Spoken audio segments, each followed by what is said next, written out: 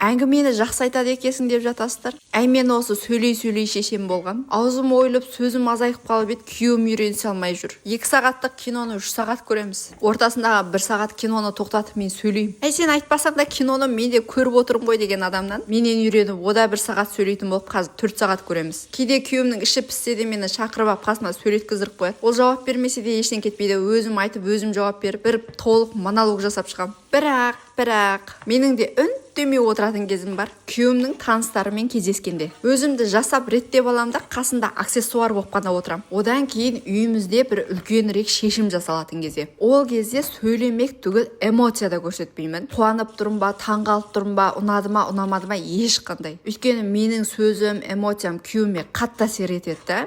Оның бір рационалды шешім шығаруына әсер етуі мүмкін. Егер ол шешім бір теріс нәтиже алып келсе, ол кезде тіпті аузымды жауып отырам.